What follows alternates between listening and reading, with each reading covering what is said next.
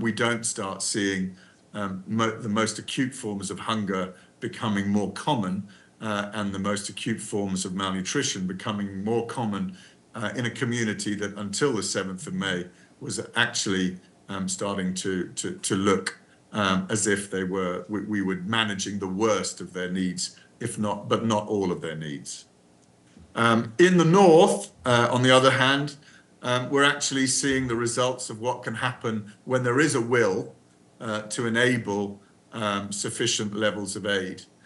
So in what was the epicenter of the imminent famine warning that came with the last integrated phase classification report in March, so Gaza City, Jabalia, Beit Hanun, Beit Lahia in the north, what we've seen in the month of May with the opening first of Erez and then latterly of Erez West crossings has been some form of improvement.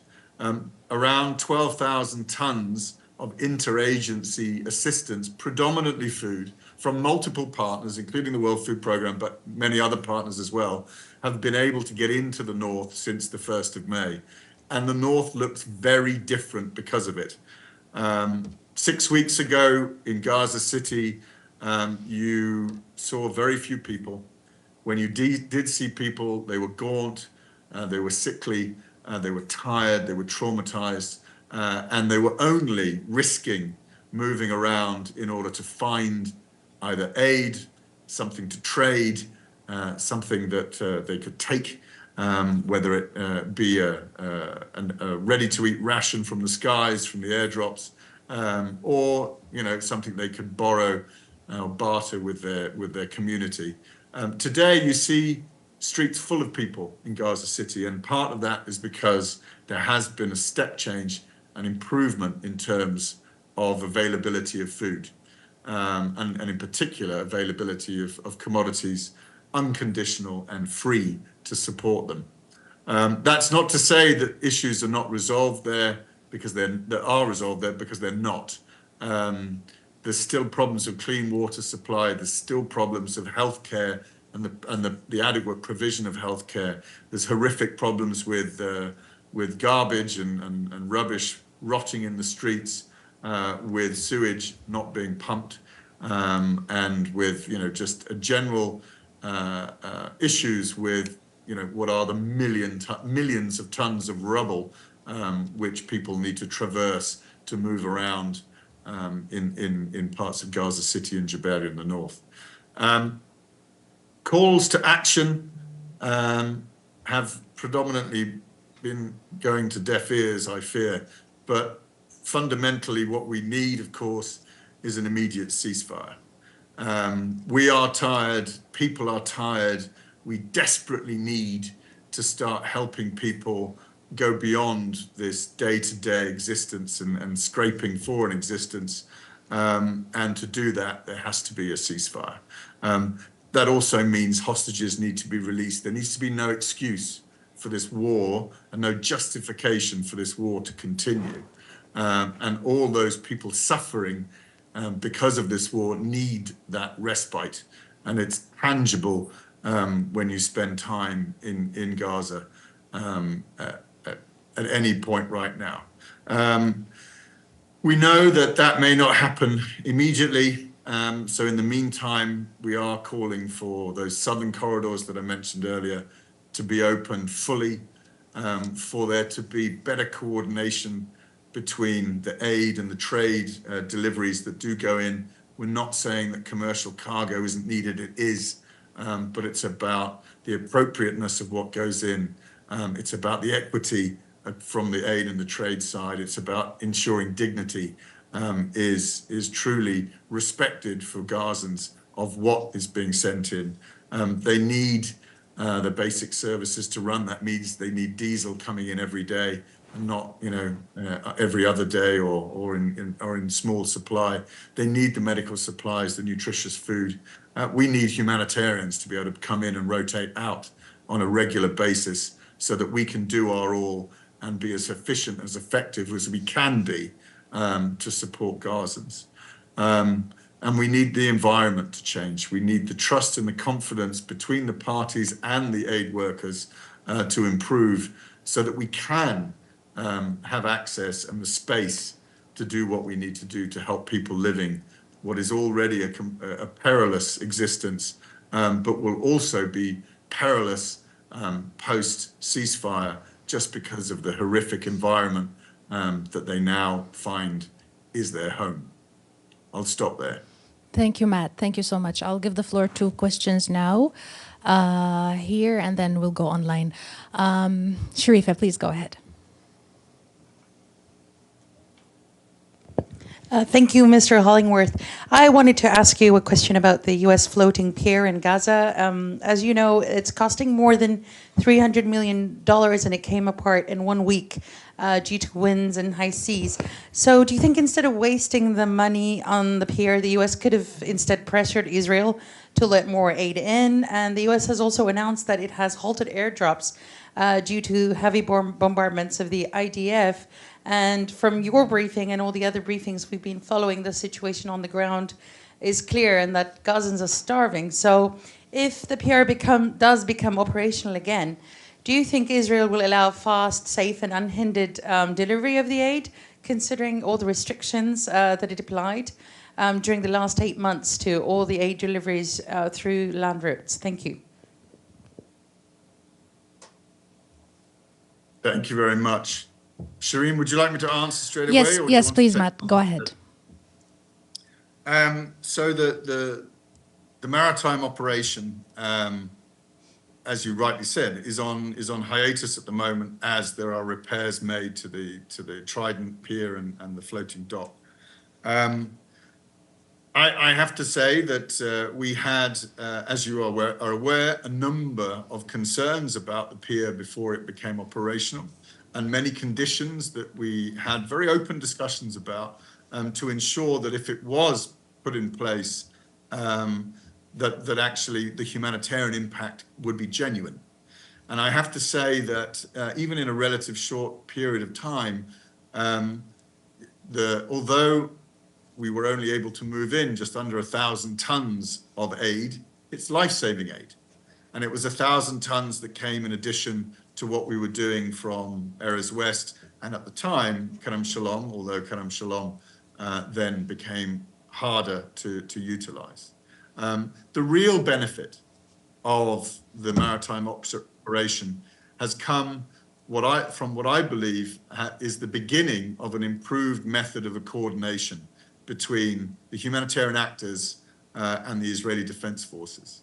Because with the creation of the JLOTs, as it's known, a very intensive and I would say at this point, well-coordinated center was created to make sure that we have a real-time ability to troubleshoot and find solutions to move aid faster around the Gaza Strip from the JLOTs. And we're hoping that the lessons that can be learned from that will actually improve the delivery of assistance, the efficiency of the delivery of assistance writ large across the Strip. If that isn't indeed the case, it will be worth the investment, because one of our greatest challenges, if not the greatest challenge, over the past 7 months has not been necessarily the physical challenge of delivering in a war zone, but rather the political challenges of having safe, expedited, efficient, and constant ability to communicate so that we can really bring volumes of aid that will change the situation for the most vulnerable. If that comes out of it, it will be money worth spent. But bottom line, very clear, the JLOTs was only ever built to be a supplement to the overland corridors, corridors that would be fed from Ashdod itself, the port, Israel's port, from the Jordan corridor, and indeed from Egypt. So as long as those overland corridors into the Strip are operational, JLOTs not only supplements the physical delivery, but potentially will support the means to coordinate more efficient deliveries in the future. Thank you, Matt. Let's take Kristen first. Please go ahead. Hi, thank you so much. Kristen Salumi from Al Jazeera.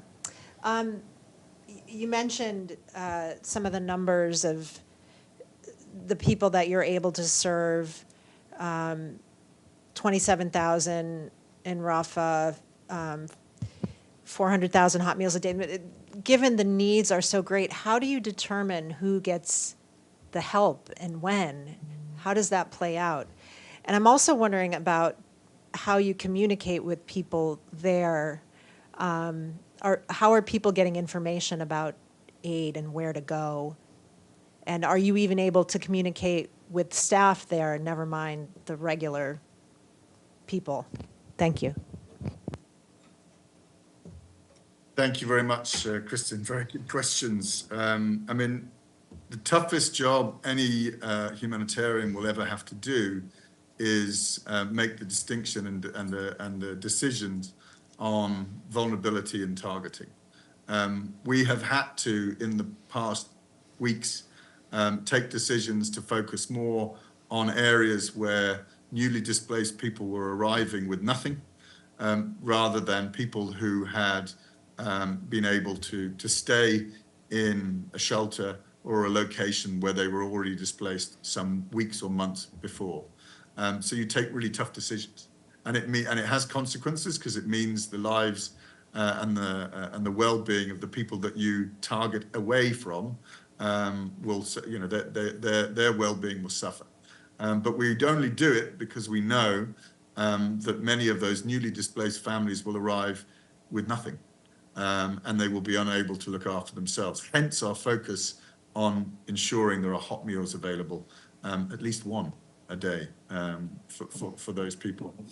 What we do try and do, of course, is to spend as much time on the ground with our monitors, with our partners. We have 13 partners across the Gaza Strip who help us to communicate with those that we serve. In areas where communications function, and there are still some areas where the cell phone actually still functions in terms of the network, not everywhere. We have self-registration applications that people can use to identify themselves and identify their greater vulnerability and need.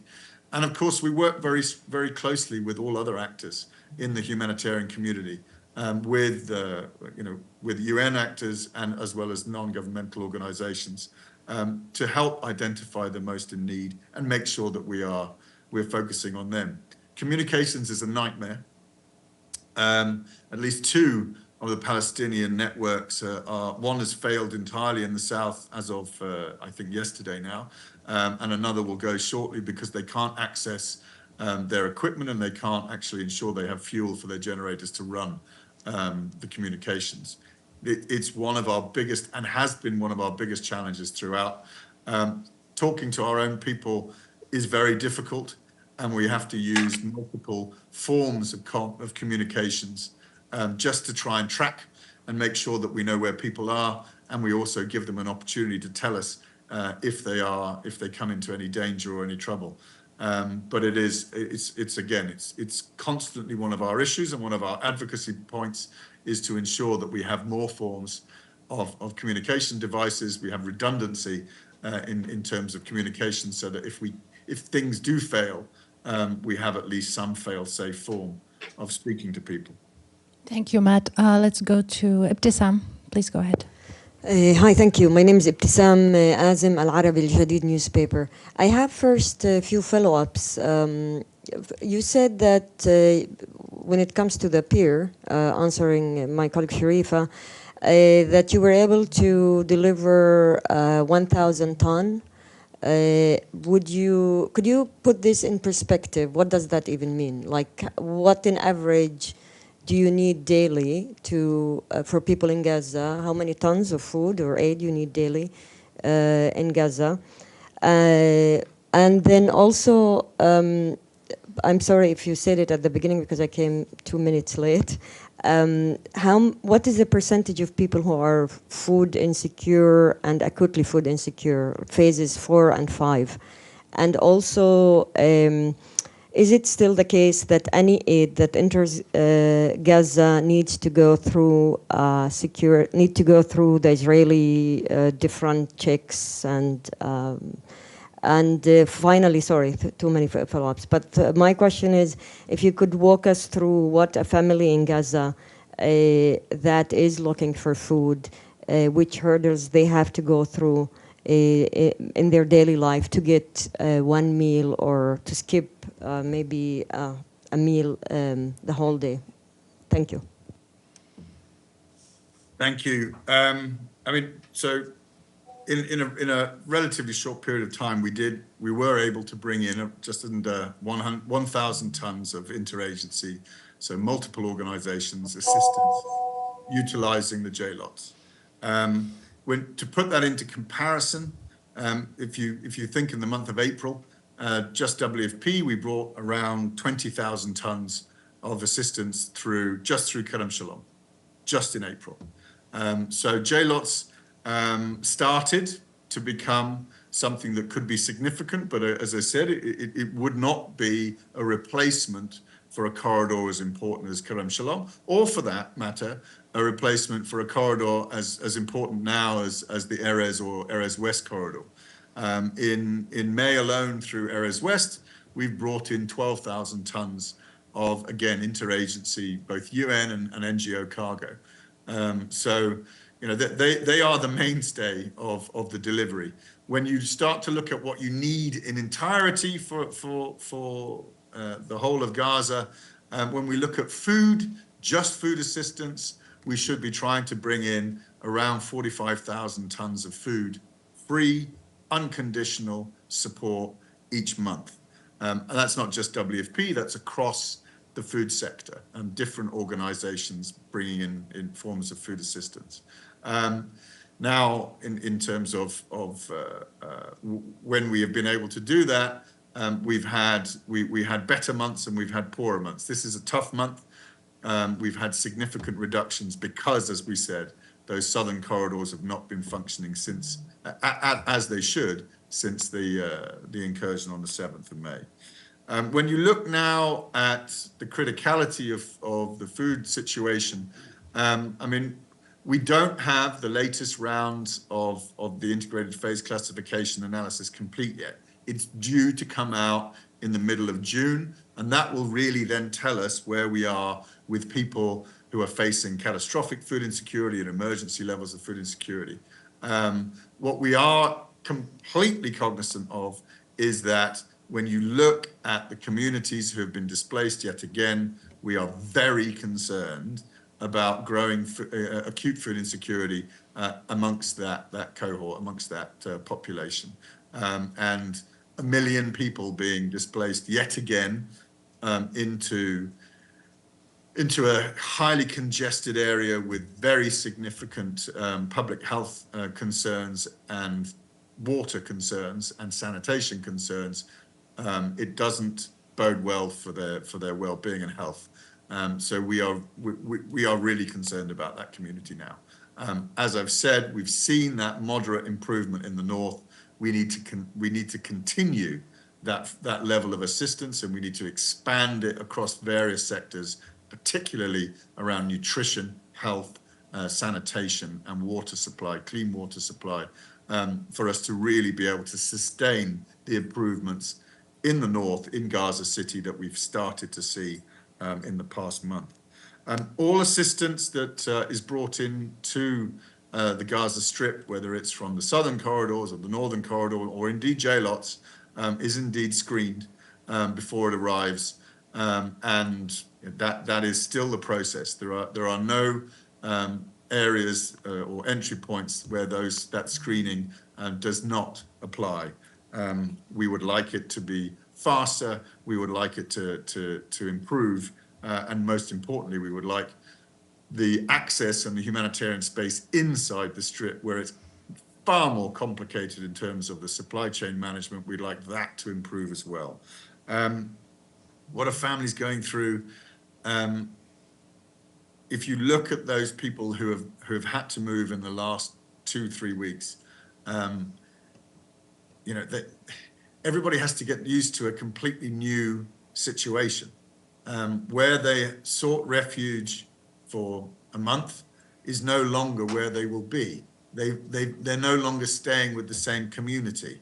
They may no longer be with their family members or larger family members because there's simply not the space for them to go and live in the same place.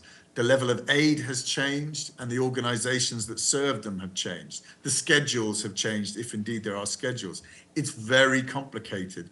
You know, I've spoken to mothers and their children who have said, you know, we just don't know how this works yet. How has it changed so much? And they are desperate and they need that form of assistance. But it's very, very difficult in such an enclosed, small area, congested as it is, with this enormous density of people. A journey that used to take us 45 minutes from our hub in Rafah to our hub in Darabella is now 2.5 hours because you're literally driving through on a main road through an area where you drive as fast as somebody walks because the place is so packed with people, all looking to find the form of insistence that they once knew how to find and where to access. Thank you, Matt. Let's go first to the screen and then we'll come back to the room. Abdelhamid, you had a question? Please go ahead. Yes, thank you so much, Mr. Hollingworth. My name is Abdelhamid Sayam from the Arabic daily Al-Quds Al-Arabi. I have a few follow-ups and questions also with my colleagues, Sharifa and Ibtisam, about the floating pier. I want to ask why WFP was selected to be the distributor and UNRWA was not. And I want you to tell me also about the relation between UNRWA and WFP, and if UNRWA is declared, as the Israeli Knesset is planning to do, as a terrorist organization, how that will affect humanitarian work in Gaza altogether. And recently, another baby died. I think he or she's 6 months old. And so can you talk about those infants who died out of hunger? And finally, as you see, you know, there is mass killing, there is mass hunger, the mass movement, mass displacement, mass destruction of the health system, mass destruction of the educational system. Could it be called other than collective punishment and war crimes, sir? Thank you. Thank you. In terms of how and why WFP was asked to facilitate the delivery of humanitarian assistance from the civilian side of this particular entry point into the Gaza Strip, it's essentially based on the World Food Programme's global responsibility that was given to us through the Interagency Standing Committee, which is a rather complicated but a committee that's created of UN non-governmental organizations as well as donor member state membership. It was given to us because we were identified as one of the largest global logistics expert organizations from the humanitarian field. And we have that global experience from working in more than 80 countries and delivering significant volumes of food assistance primarily, but also other forms of aid across the various clusters and sectors that make up the ecosystem of humanitarian organizations. So we were asked, because there were organizations that wanted a humanitarian agency to take on that role. And for that, we would do similar things in other operating environments in other countries when and if asked, and indeed have done so in many other operations around the world.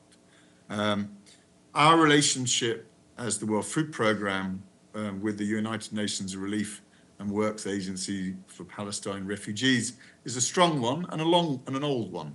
The World Food Programme has worked in coordination and sometimes in support of UNRWA in Gaza and in surrounding countries and in the West Bank for many, many years. And we continue to do so. We coordinate very closely with them in this crisis. And indeed, we provide support logistically when they need our support. And frankly, they also support us as they support all other parts of the humanitarian, ecosystem inside Gaza, utilizing their warehousing capacity when required, supporting people who are sheltering in their facilities, schools, clinics, hospitals, wherever people have sought refuge, and their support then as UNRWA to facilitate multiple organizations to meet the needs of Palestinians that need some form of support. So we have a very close relationship, working relationship, as does the entirety of the ecosystem, and we will continue to support that. I may ask Shireen to comment, because I think the Secretary General has been very, very clear and has provided the leadership and direction for the entire United Nations on what is our direction when it comes to the support we give to UNRWA so that they can alleviate the vulnerabilities and the needs that Palestinians face across Gaza, and we have not wavered from that. So we continue to support and work with them very closely, and I mean, I think that has not changed. In terms of whatever political views on the environment and how this war is seen, again, I'll ask Shireen, perhaps the deputy spokesperson, to respond to that particular question. In terms of children and the impact of hunger and malnutrition on children, it is the hardest part of what we see inside Gaza, and indeed we are fully aware of the one case recently that was publicized, but we're also aware of many stories of many more cases that aren't always publicized, that are very private. And it's one of the hardest things to see is the cumulative impact of a war that has seen such a speedy deterioration in particular children's lives and the most vulnerable in terms of people with pre-existing ailments, etc., old people, because it's not only about there being insufficient food supply, it's about having insufficient access to clean water. It's about sanitation being as poor as it is. It's about people's living environments, staying in cold and damp or hot and humid tents with flies and mosquitoes and refuse and public health issues abundant. And it is unfortunately something we will see more of unless these key issues can be resolved, and those key issues will only really be resolvable when the ceasefire that we are asking for comes about. Thank you, Matt. And we're here indeed to listen to you. We have some limited time. Let's take another question from Lee Keith, AP. Are you online? Yes, I'm here. Yes. Please go Lee ahead. Keith. Thank you. Thank you, Mr. Hollingworth, for this briefing. I wanted to go back to the question of coordination, especially at Kerem Shalom, the Karam Abu Salam. The COGAT sort of, as you've said, and as the UN has been saying for the past 3 weeks, they just haven't been able to reach the crossing to bring out trucks, as far as we understand, to retrieve the trucks that are coming in. The Israelis keep saying, we're sending trucks in. And, all it did yesterday at a briefing, COGAT basically answers was, all they have to do is coordinate with us. I'm just wondering if you can give us a sort of closer detailed picture of what is the issue of reaching that crossing, what are the issues in coordination there?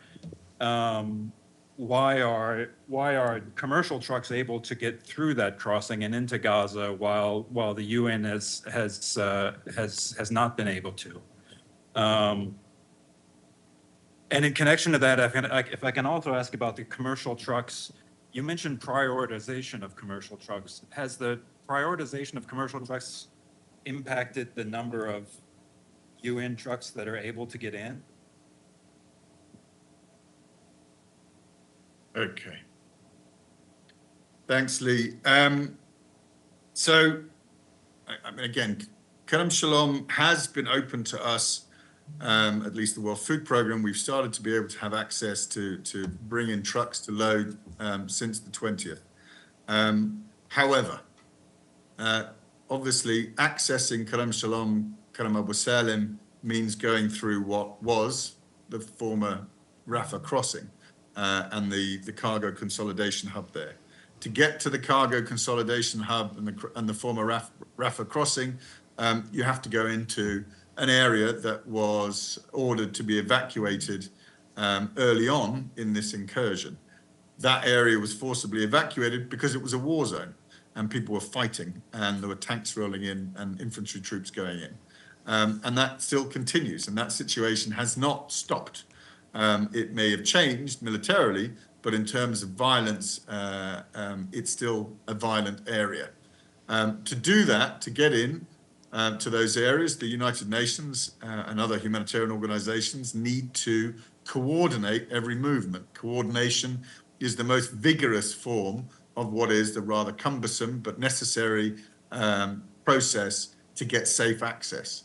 So that when we send trucks and people in to escort those trucks, they're not going to come under fire. They're not going to be mistaken for a belligerent. They're not going to endanger themselves in trying to lift humanitarian assistance. It takes time. It's not easy. And when you've got commercial cargo also coming in, and therefore Gazan commercial trucks being told, you'll make some money if you get there early, and you'll make some money if you can come to lift cargo, they don't follow a notification process. They don't follow a coordination process. They arrive as early as they can and into what is an extremely, again, congested, you'll always hear this term in Gaza because there's so many people in so little space, an extremely congested route, and it's the only route to get to the Rafah crossing, to get to Kerem Abu Salim, Kerem Shalom, across the Philadelphia corridor. And the Philadelphia corridor is also a very dangerous place. But if you have 200 trucks, empty trucks parked there, to get your aid trucks past them is almost, if not completely, impossible. And you have to wait until those trucks have moved forward and gone in before you can get in. That's the issue of the prioritization. The aid has not necessarily been able to come out in sufficient numbers because it's difficult where we're working. The process is difficult to follow, albeit necessary. But our ability to access is extraordinarily difficult in this current scenario. It's not because we don't have enough trucks. It's not because we don't know how to do it. And it's not because we can't get the commodities to warehouses and ultimately then distribute. We have partners that can do it. But this area of work has been very complicated since the incursion started. I'm hopeful that we can improve this, and whether it's based on daily scheduling or hours of the day which are dedicated to one form or another. We don't want to see the commercial cargo stop. That's not the point. We need to have the appropriate mixture of free, unconditional humanitarian assistance coming in, as well as the appropriate forms of commercially available goods, including fresh food, for example, vegetables, that people should be able to find, and we want them to be able to find. But it needs to be a better managed system than it's been so far. Thank you, Matt. One last question. We'll go to the screen again with Alice from AFP. Please go ahead. Hi. Sorry. Thanks very much for this. You answered my first question, so I just have a short one at the end. Netanyahu said yesterday, told French television that civilians in Gaza were getting 3,200 calories a day, which was, he said, significantly more than the base level. I just wondered what you would make of that assertion. Look, I haven't seen anybody, aid workers alike, who live off protein bars, eat 3,000 calories or more in Gaza. So I'm not sure where that comes from. I'm assuming it comes probably from a calculation of the number of goods going in and times the calories divided by the people, which unfortunately doesn't take into consideration both the food, the accessibility and the availability issues, whether that food actually gets to the people that really need it, whether people that really need it can even afford it. That's a question. We know on the aid side, not enough free, unconditional forms of assistance are going in.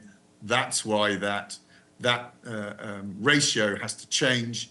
And we also know that other things need to change too. We need to have more fuel going in, so all of the basic services that are needed, the hospitals can run, the generators run, there's electricity, there's communications, so on and so forth. That needs to change.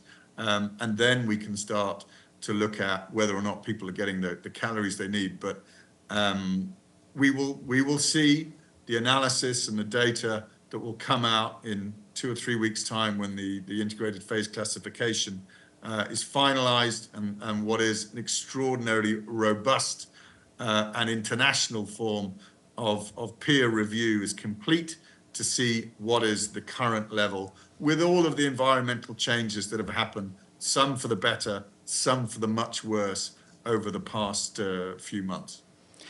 Matt, I know you're in a hurry and you need to go, but do you have patience for one more question? Okay, sure. Kristen, Al Jazeera. Sure. Thank you. Kristen from Al Jazeera. I also wanted to ask, there's also accusations of Hamas looting and hoarding supplies. Do you have any experience with that? I think it's certainly no secret, and we try to be extraordinarily transparent on the issues we've faced when it comes to law and order and criminality in this environment. Without question, partially driven by desperation, because the situation is so desperate.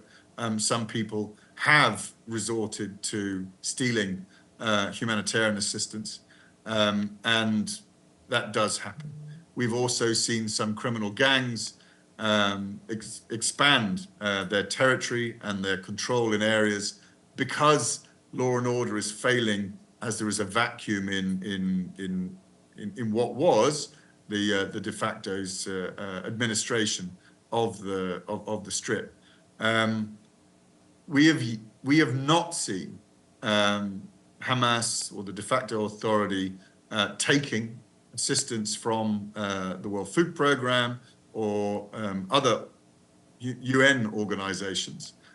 What we have seen, though, is that criminality in areas, but we are working extraordinarily hard to engage with communities to help us prevent it, to also look at changing our routes, changing our schedules, changing our delivery timings for distributions, and to manage the distributions differently themselves to mitigate that.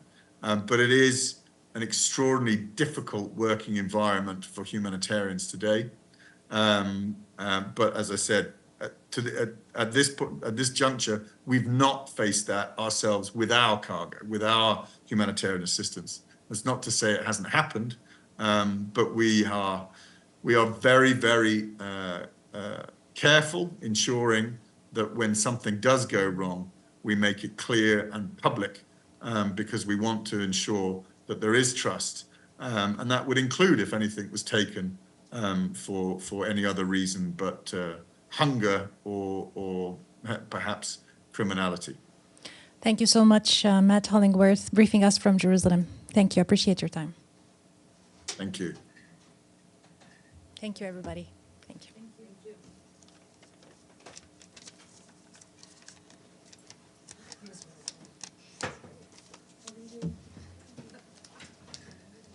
Shall I see it?